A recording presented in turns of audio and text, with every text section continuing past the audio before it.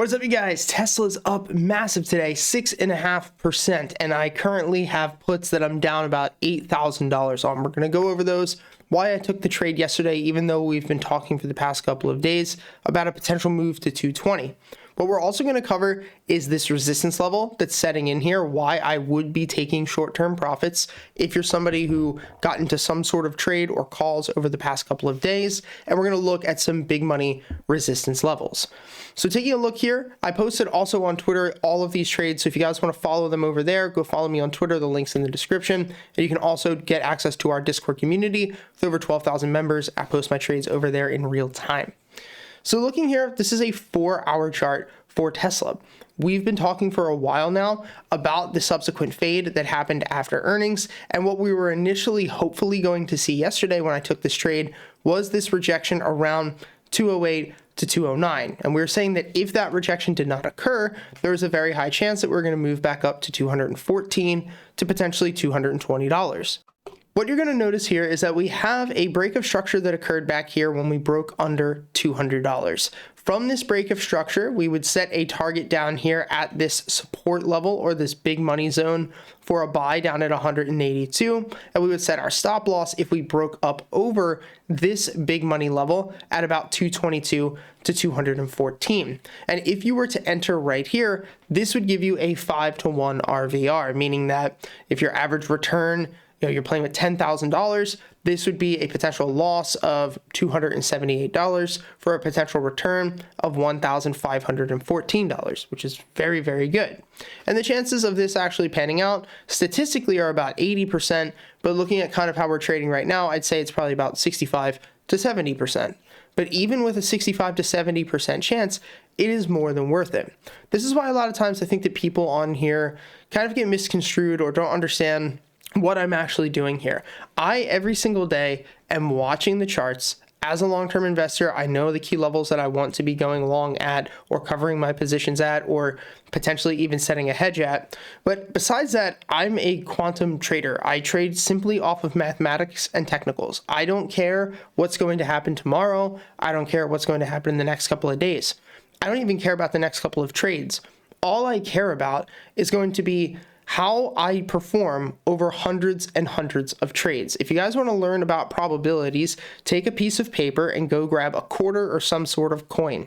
Flip the coin 10 times because we know that it's a 50-50 chance, but write down in what sequential order you ended up having heads or tails. I did this earlier when I was teaching this to my brother who's new to trading, and we went through and he's like, dude, I had a 30% success rate with a 50-50 coin. So think of the coin like your strategy. We statistically know it's 50-50, but he ended up having 7 losers out of 10. The second time he had 8 winners out of 10. The third time he had another 8 winners out of 10. And so when we're looking at probabilities in the market and we're trying to add risk to this, you have to understand that when you're looking at a probability of something happening, we have no idea what's going to happen next. We're always caring about how do all of our sequences play out over the long run.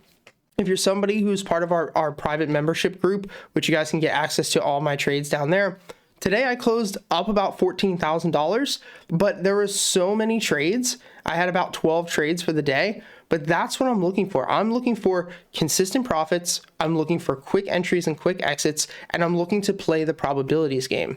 And what this does with Tesla, with SPY, whatever it's going to be, is that number one, it allows you to trust yourself because you understand it's just a probabilities game and the next trade doesn't actually matter. But more importantly, it actually takes the responsibility away from you sometimes, and you can actually put it onto whatever strategy that you're playing because you know that you've tested this enough to actually believe in it.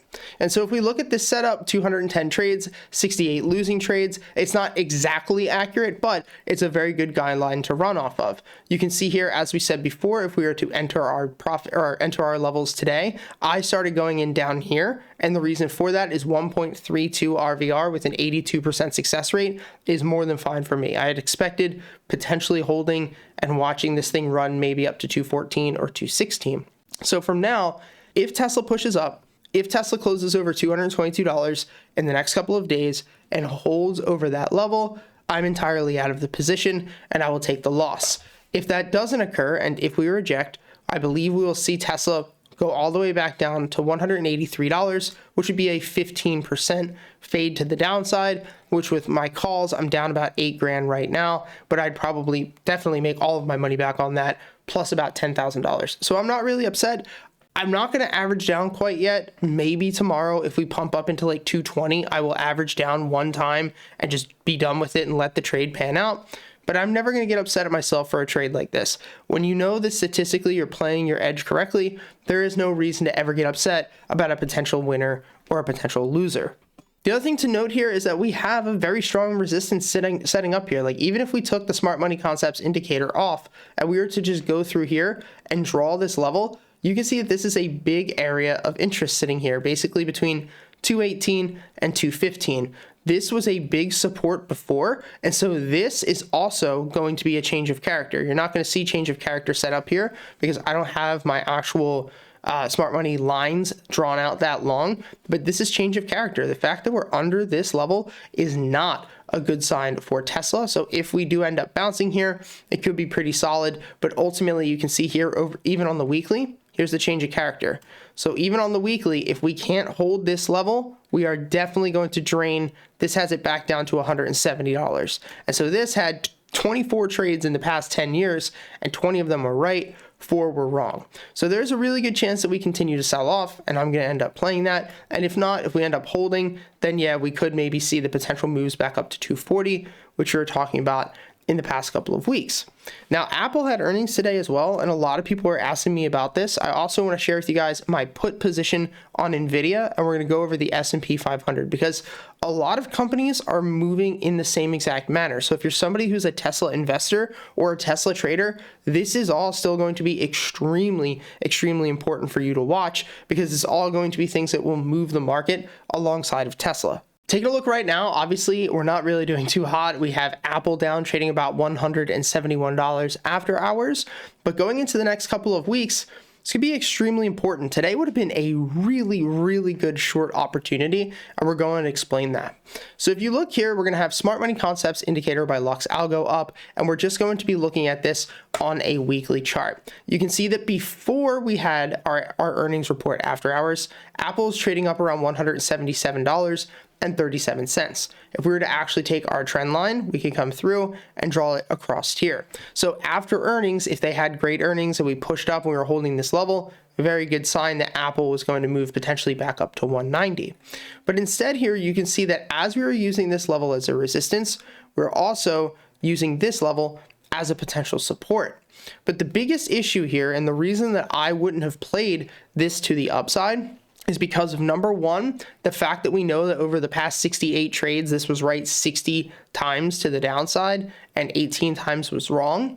But more importantly too, because we have this massive sell order block sitting here basically from 180 to about 175. So going into earnings, seeing that type of resistance, seeing this break of structure here, which was very strong, and noticing all of the volume that we have, this little volume from 170.58 all the way down to 155, I know that there's a very high chance that we're going to end up rejecting from that specific level and then probably moving our way back down. And as you see here, even entering today, going into earnings, of course, we have no idea how earnings would have went. It could have been worse than 6% to the upside, but even here, a 1.31 RVR. That's all I'm looking for is a great RVR, with even one-to-one with an 80% success rate. You're more than fine. If your success rate was going to be different, then obviously we would have to adjust that correctly. But this is a perfect trade. And so I think that ultimately we're probably going to see Apple continue to move its way back down to $162, which would sit right back here at this support level. So overall, I do not think that Apple is probably going to push up to all-time highs anytime soon.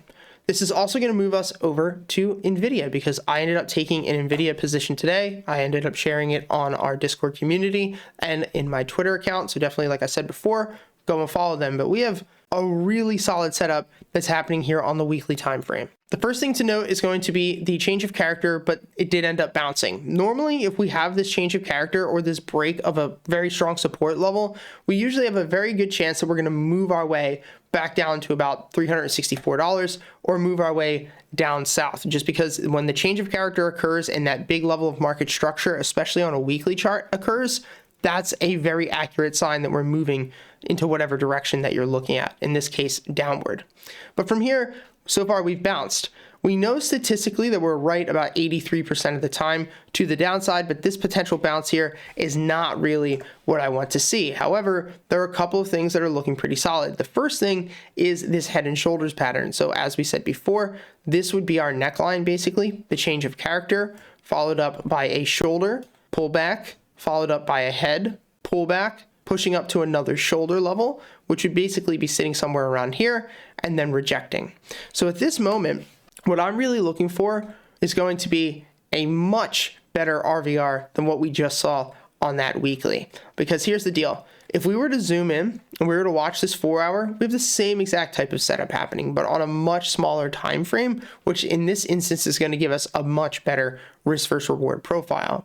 So you can see here that we have the same setup, same exact levels, same everything that we were talking about before, but instead, because of where we're setting our stop loss on the break above this order block, at this moment, if you were to have followed me and gone short, we would set our stop loss above 440, because a breakout above 440 means we're definitely running back up to this smart money level at 470. And our take profit is going to be all the way back down here at this bullish order block for a 5.73 RVR, which is very, very, very good. This type of trade, you could be wrong 4 times in a row. One winner, you get all your money back and a little bit more. These are the types of trades that I really like to set up. Things that have 75 to 80% success rate, that have very low, very high risk versus reward, and that if I end up losing, it's not the end of the world. A lot of tickers are setting up just like this on the weekly and on the daily. We have a lot of, look, this is actually a phenomenal example right now. If I go through and turn off smart money concepts, it'll be a little bit easier for you to see. But look, break of structure, pullback. If we take our swing high down to our swing low, look at right at where the S&P 500 is starting to reject, bouncing all the way back up, moving up to that 0.786, the last level in our golden Fibonacci right here, or golden pocket, depending upon what you guys call it. And perfect setup, perfect rejection. And if this rejects, guess what? We will make an absolute killing. And if it doesn't, well, it's not the end of the world, because we're not over leveraging. We're not killing our portfolio. We'll set a stop loss up here at a higher high at like 433.15. And then once again, looking for the subsequent fade back down to 410, which gives us the devil's numbers, 6.66 RVR. And these are the types of trades we're looking for, guys. I know we cover a lot on here, Tesla, and I know that I'm a Tesla long-term investor, and I like to share macro data with you, economics, my idea on bullish and bearish theses, long-term or just within the next couple of weeks. But this is really what makes you money, is understanding to have a specific edge, no matter what it is. Over the years on this channel, I've shown EMA crosses, I've shown diverging patterns, I've shown how to use descending wedges, I've shown golden pockets, I've shown harmonic patterns, I've shown how to use hike and not, like everything under the sun. And the truth is, every single one of those works. All of them work. It's just about understanding probabilities and learning how to manage your risk, and more importantly, manage your emotions, which is what we focus on the most. I can give you guys any script or any bot or any trading strategy that's going to go out there and make you a ton of money. But if you can't actually follow it, then what is the point? If you can't actually trust yourself, then what is the point? These are all the things that we have to think about as traders, because the technical analysis aspect, what we talk about and what I show here every single day, is such a small part of actually being a profitable trader, and a small part of what a trader goes through every single day. Now, the last thing that we're going to talk about is going to be unusual options activity for the day. Overall, Tesla did not get anything that would be considered unusual from a buying perspective, but we did have a lot of money, over $231.44 million in confirmed flow coming through. Bearish flow for the day was going to be followed up as well by ZM with negative 85 million and Phase with negative $12 million. Now, we talk a lot about most active calls versus most active puts, and the main difference that you're going to see, and really the most important thing, is that most active calls are not confirmed. They could be bullish, they could be bearish, meaning that if you see a couple $100 million worth of, let's say in this instance, $270 million worth of Nvidia calls come through, that could be somebody selling covered calls, which is a bearish position. So this is why understanding how to interpret this data is extremely important. And if you are a bull on Tesla, very good sign that we did have 231 million confirmed flow come through on the day. I hope that this video helped, guys. Thank you for all of your support. As I said before, if you want to get access to my trades and all the free ones that I throw out on my Twitter, go ahead and follow me. And if you want to trade with me every single day, you can use the second link in the description.